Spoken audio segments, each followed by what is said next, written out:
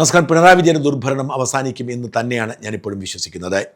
അത്രമാത്രം മണ്ടന്മാരാണ് മലയാളികൾ എന്ന് വിശ്വസിക്കാൻ മനസ്സില്ലാത്തത് കൊണ്ടാണ് വലിയ ഭൂരിപക്ഷത്തിൽ UDF അധികാരത്തിൽ വരുമെന്നും BJP അക്കൗണ്ട് തുറക്കുമെന്നും കേരളത്തിന്റെ രാഷ്ട്രീയം പടിപടിയായി മാറുമെന്നും ഞാൻ വിശ്വസിക്കുന്നത്. ഇനി അഥവാ UDF അധികാരത്തിൽ വന്നില്ലെങ്കിൽ എന്തു സംഭവിക്കും എന്നത് സ്വാഭാവികമായ ചോദ്യമാണ്. 10 വർഷം പിണറായിക്കെതിരെ കർശനമായ വിമർശനങ്ങൾ നടത്തിയിട്ടും അത് മനസ്സിലാക്കാൻ കേരളത്തിലെ ജനങ്ങൾക്ക് കഴിഞ്ഞില്ലെങ്കിൽ പിന്നെ പിണറായി വിമർശനം നടത്തുന്നത് ഉചിതമാവില്ല എന്ന ഉത്തമ ബോധ്യം കൊണ്ട് ഞാൻ കഴിഞ്ഞ ദിവസം ഒരു പോസ്റ്റ് ഇട്ടിരുന്നു. ഒരിക്കൽ കൂടി പിണറായി സർക്കാർ ഉണ്ടായാൽ പൂർണ്ണമായും പിണറായി വിമർശനം ഞാൻ അവസാനിപ്പിക്കും. 10 വർഷം ഞാൻ പറഞ്ഞത് മനസ്സിലാവാത്ത ജനത്തോടെ അത് ആവർത്തിച്ചിട്ട് എന്ത് കാര്യം? ഇതായിരുന്നു എൻ്റെ കുറിപ്പ്. ഈ കുറിപ്പ് പലരും എടുത്ത് ഷെയർ ചെയ്തു. പോരാളി ഷാജി എന്ന CPMന്റെ സൈബർ ഗുണ്ട ആ പോസ്റ്റ് ഇട്ടിട്ട് ഇങ്ങനെ എഴുതി: ഭരണം പോകാതിരിക്കാൻ നീ മുട്ടിപ്പായി പ്രാർത്ഥിച്ചോ ഷാജ. പോയാൽ മഞ്ചേശ്വരം മുതൽ പാറശാല വരെ നീ കോടതി കയറുന്ന കൂട്ടത്തിൽ ഒരു മയമില്ലാതെ പിള്ളേര് നിന്റെ ശരീരത്തിൽ കയറി ഇറങ്ങും. ഭീഷണി. കേരളത്തിൽ അങ്ങോളം ഇങ്ങോളം എനിക്ക് കേസുകളുണ്ട്. ആ കേസുകളിൽ നീ കോടതിയിൽ പോകുന്നത് ഞങ്ങളൊക്കെ അറിയും. കോടതിക്ക് അകത്ത് വെച്ചോ കോടതിക്ക് പുറത്തിറങ്ങുമ്പോഴോ കോടതിയിൽ നിന്ന് വീട്ടിൽ ചെല്ലുമ്പോഴോ നിന്നെ ഞങ്ങൾ കൈകാര്യം ചെയ്യുമെന്നാണ്. എപ്പോൾ? തോറ്റാൽ. CPIM എന്ന രാഷ്ട്രീയ പാർട്ടി എന്തുകൊണ്ട് തോൽക്കണമെന്ന് എന്നെ പോലൊരാൾ പറയുന്നു എന്നതിൻ്റെ ഏറ്റവും ഉത്തമമായ ഉദാഹരണമാണ് ഈ ഭീഷണി. ഇത്തരം ഭീഷണിക്കിടയിൽ തന്നെയാണ് ഞാൻ ഇതുവരെ ജീവിച്ചത്. ആ ഭീഷണി കൊണ്ട് എൻ്റെ നാവടക്കാൻ ആർക്കും കഴിഞ്ഞുമില്ല. എന്നാൽ ഇങ്ങനെ വികാരം കൊള്ളുന്ന സൈബർ ഗുണ്ടകളോട് എനിക്ക് ചില കാര്യങ്ങൾ പറയാനുണ്ട്. ഞാൻ പരിശ്രമിച്ചത് CPMനെ ഇല്ലാതാക്കാനല്ല, നേരെ മറിച്ച് ആ പാർട്ടിയെ രക്ഷിക്കാനാണ്. ആശയപരമായി CPMനോട് എനിക്ക് കടുത്ത വിയോജിപ്പുണ്ടെങ്കിലും CPIM എന്ന രാഷ്ട്രീയ പാർട്ടിയും കമ്മ്യൂണിസവും കേരളത്തിന്റെ വളർച്ചയ്ക്ക് നൽകിയ സംഭാവന കേരളീയ സമൂഹത്തിനെ പുരോഗതിയിലേക്ക് നയിച്ചത് മറക്കുന്ന ആളല്ല ഞാൻ. ദാരിദ്ര്യത്തെയും എളിമയെയും വിനയത്തെയും ചേർത്ത് പിടിച്ച് പാവങ്ങൾക്ക് വേണ്ടി ശബ്ദമുയർത്തിയ പാർട്ടിയായിരുന്നു CPIM. ആ ഒരു ലളിത ജീവിതം ഉപേക്ഷിച്ചാണ് പിണറായി വിജയൻ എന്ന ധൂർത്തനായ CPM നേതാവ് പാർട്ടിയെ കളങ്കിത കച്ചവടക്കാരുടെ തണലിൽ മാറ്റി എഴുതിയതും കമ്മ്യൂണിസ്റ്റ് പാർട്ടിയുടെ അന്തസ്സ് ഇല്ലാതാക്കിയതും. ഇത് യഥാർത്ഥ സഖാക്കൾ തിരിച്ചറിയണം. ആ തിന്മയ്ക്കെതിരെയാണ് ഞാൻ ശബ്ദമുയർത്തിയത്. CPMനെതിരെയോ കമ്മ്യൂണിസത്തിനെതിരെയോ അല്ല. ആ തിന്മ CPMനെ വിഴുങ്ങിയിരിക്കുന്ന പിണറായിസത്തിൽ നിന്നും അതിനെ രക്ഷിച്ചെടുക്കേണ്ട ബാധ്യത ഓരോ സഖാക്കൾക്കുമുണ്ട്. ഒരു കാര്യം നിങ്ങൾ തിരിച്ചറിയണം. പിണറായി വിജയൻ എന്ന മുഖ്യമന്ത്രി തൻ്റെ 10 വർഷത്തെ മുഖ്യമന്ത്രി പദവിയിൽ ഇരുന്നു കൊണ്ട് അദ്ദേഹത്തിൻ്റെ സുഖജീവിതത്തിന് വേണ്ടി കുറഞ്ഞത് 150 കോടി രൂപയെങ്കിലും മുടക്കിയിട്ടുണ്ട്. അദ്ദേഹം ഔദ്യോഗികമായി വാങ്ങുന്ന ശമ്പളത്തെക്കുറിച്ചോ നിയമപരമായ മറ്റു കാര്യങ്ങളെക്കുറിച്ചോ അല്ല, നിയമവിരുദ്ധമായി വഴിവിട്ട് തൻ്റെ സുഖജീവിതത്തിനും ആഡംബര യാത്രയ്ക്കും ആഡംബര ഹോട്ടൽ താമസത്തിനും ചികിത്സയ്ക്കുമൊക്കെയായി പിണറായി വിജയൻ 150 കോടി രൂപയെങ്കിലും ചെലവാക്കിയിട്ടുണ്ട്. തൊഴിലാളികൾ എവിടെ? ഒരു ഇടത്തരക്കാരനെ തൻ്റെ ജീവിത സുഖം ഉപയോഗിക്കാൻ 150 കോടി രൂപ 10 വർഷം കൊണ്ട് മുടക്കാൻ കഴിയുമോ? ഞാനിത് വെറുതെ പറഞ്ഞതല്ല. സെക്രട്ടേറിയറ്റിൽ പ്രവർത്തിക്കുന്ന ഒരു മുതിർന്ന IAS മറുനാടൻ നൽകിയ അഭിമുഖത്തിൽ ഇന്നലെ പറഞ്ഞ കാര്യമാണ്. ഇവിടെ നടക്കുന്ന വളരെ ലളിതമായ കാര്യമാണ്. ശ്രീ പിണറായി വിജയന് അധികാരം നഷ്ടപ്പെട്ടിട്ടൊരു ജീവിതമില്ല. അദ്ദേഹം കേരളത്തിൻ്റെ സ്ഥിരം ഭരണാധികാരിയായി സ്വയം പ്രഖ്യാപിച്ചു കഴിഞ്ഞു. കൊട്ടാര സദൃശ്യമായ ക്ലിഫ് ഹൗസിലെ ജീവിതം ഈ നിമിഷം വരെ 10 വർഷം കൊണ്ട് ഏതാണ്ട് എൻ്റെ നോട്ടത്തിൽ ഒരു 120 കോടിയുടെ സ്വകാര്യ ചെലവുകൾ അദ്ദേഹം സർക്കാരിനെ കൊണ്ട് എടുപ്പിച്ചു കഴിഞ്ഞു. സ്വകാര്യ ചെലവെന്ന് ഞാൻ പറഞ്ഞാൽ ചിലത് അർഹതയുള്ളതാണ്, ചിലതല്ലാത്തതാണ്. ഇപ്പോൾ ക്ലിഫ് ഹൗസിൻ്റെ മോടി പിടിപ്പിക്കൽ തൊട്ട് സ്വന്തം മെഡിക്കൽ റീഇംബേഴ്സ്മെൻറ്റ് വരെയുള്ള ചിലവുകൾ കൂട്ടിയാൽ പിണറായിയുടെ ചിലവെന്ന് പറയുന്നത് 100-120 കോടിയാണ്. 10 വർഷം കൊണ്ട് എത്തിയിരിക്കുന്നതാണ്. ശമ്പളവും മറ്റല്ല പറയുന്നത്, മറ്റ് മുഖ്യമന്ത്രിമാർ സ്വീകരിക്കാത്ത ചിലവ്, വിദേശ യാത്രകൾ 10-30 എണ്ണം. അതുകൊണ്ടൊക്കെ സ്റ്റേറ്റിന് പ്രയോജനം ഉണ്ടായി എന്ന് വിശ്വസിക്കുന്ന കുറേ പേരുണ്ട്. എന്തായാലും 10 വർഷമായപ്പോൾ അധികാരം വിട്ടൊഴിയാൻ വിഷമമുള്ളതുകൊണ്ടും പ്രതിപക്ഷത്തിരിക്കാൻ പ്രയാസമുള്ളതുകൊണ്ടും അദ്ദേഹം സർക്കാരിനുള്ളിൽ ഒരു ടീമിനെ തയ്യാറാക്കിയിട്ടുണ്ട്. ആ ടീമിലുള്ളത് അദ്ദേഹത്തിൻ്റെ ഓമന മൃഗങ്ങളാണ്, ഓമനിച്ചിട്ടുള്ള മൃഗങ്ങളാണ്. അവർ പാർട്ട്ലി അദ്ദേഹത്തിൻ്റെ ഫിനാൻസിയേഴ്സാണ്. അവരാണ് ഈ തുടർ ഭരണം എന്ന പ്രോജക്റ്റ് ഗവൺമെൻറ്റിനുള്ളിൽ നടപ്പിലാക്കുന്നത്. ഈ പ്രോജക്റ്റ് തുടങ്ങിയിട്ട് കഴിഞ്ഞ സെപ്റ്റംബറോട് കൂടിയിട്ടാണ്. അതിനായിട്ട് കഴിഞ്ഞ ധനകാര്യ വർഷവും ഈ ധനകാര്യ വർഷവും എൻ്റെ നോട്ടത്തിൽ ഒരു 200-300 കോടി രൂപ വിവിധ വകുപ്പുകളിൽ നിന്നും LDFൻ്റെ പ്രചാരണത്തിലേക്കും ശ്രീ പിണറായി വിജയൻ്റെ ഇമേജ് ബിൽഡിങ്ങിലേക്കും ഈ ഉദ്യോഗസ്ഥർ തരപ്പെടുത്തി കൊടുത്തിട്ടുണ്ട്. ഇത്തരമൊരു ധൂർത്തനെ ഇറക്കിവിടേണ്ടത് നല്ല കമ്മ്യൂണിസ്റ്റുകാർ ആഹ്ലാദത്തോടെ കാണേണ്ട, സന്തോഷത്തോടെ സ്വീകരിക്കേണ്ട കാര്യമല്ലേ? ആ പണിയാണ് ഞാൻ ചെയ്തത്. അല്ലാതെ CPIM എന്ന രാഷ്ട്രീയ പാർട്ടിയുടെ അടിവേരിളക്കാനുള്ള പണിയല്ല.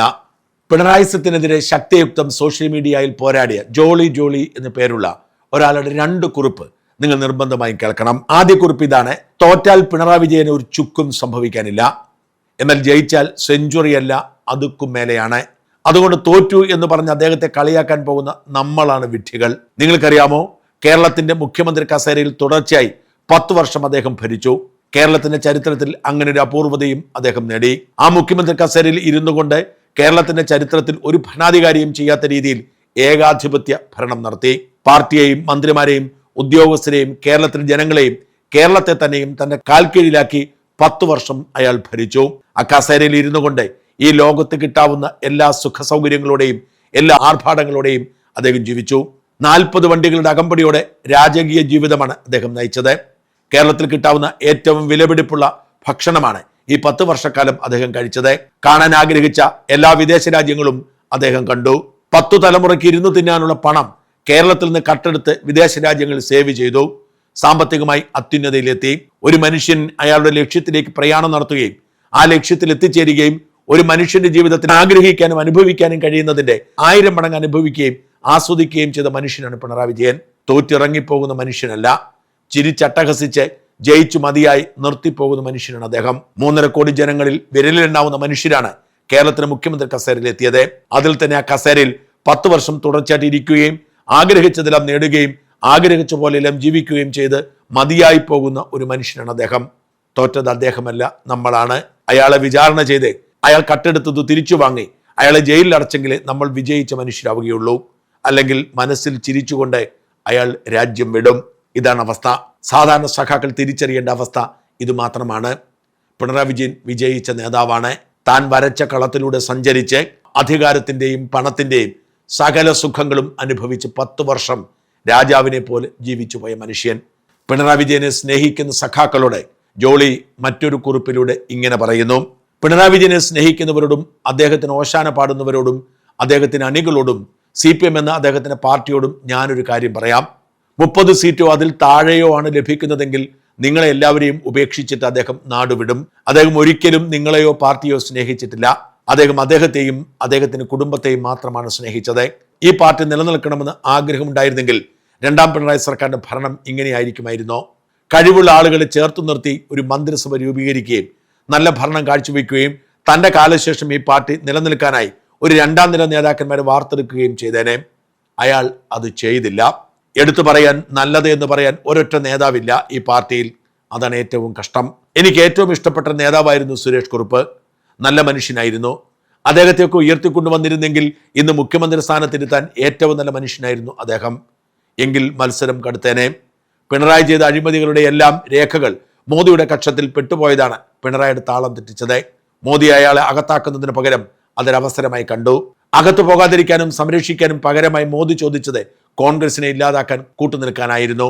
പക്ഷെ വിചാരിച്ച പോലെ കോൺഗ്രസിനെ ഇല്ലാതാക്കാനോ 10 വർഷം തുടർച്ചയായിട്ട് അധികാരമില്ലാതെ വന്നപ്പോൾ ഏതെങ്കിലും കോൺഗ്രസ് നേതാവ് BJPയിലേക്ക് പോകാനോ തയ്യാറാകാത്തത് കൊണ്ട് ആ പദ്ധതി പാളിപ്പോയി. പിന്നീട് മോദി പിണറായിയോട് ചോദിച്ചത് അദ്ദേഹത്തിന്റെ പാർട്ടിയെ തന്നെയാണ്, അദ്ദേഹത്തിന്റെ അണികളെയാണ്.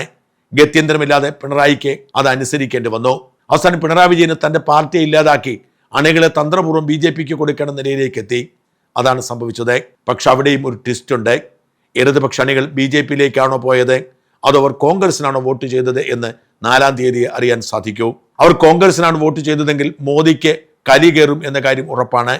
പിണറായി വിജയന് പിന്നെ മോദിയുടെ കണ്ണിൽപ്പെടാതെ ഓടേണ്ടി വരും. അദ്ദേഹത്തിന് വേണ്ടിയും അദ്ദേഹത്തിന്റെ കുടുംബത്തിന് വേണ്ടിയും ഏതറ്റം വരെ പോകാൻ തയ്യാറായി നിൽക്കുന്നൊരു മനസ്സാണ് പിണറായി വിജയൻ്റെത്.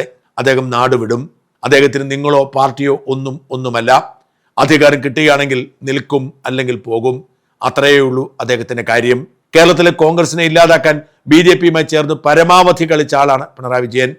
അതിൽ മാത്രമാണ് അദ്ദേഹം പരാജയപ്പെട്ടു പോയത്. പകരം സ്വന്തം പാർട്ടിയാണ് ഇല്ലാതായി പോയത്. ഇതൊക്കെ റിസൾട്ട് വന്നു കഴിഞ്ഞ് പറഞ്ഞാൽ അതിലൊരു ത്രില്ലില്ല. അതുകൊണ്ടാണ് ഇപ്പോൾ പറഞ്ഞത്. ജോളിയുടെ 2 കുറിപ്പുകളും സഖാക്കൾ ശ്രദ്ധിച്ച് കേൾക്കണം.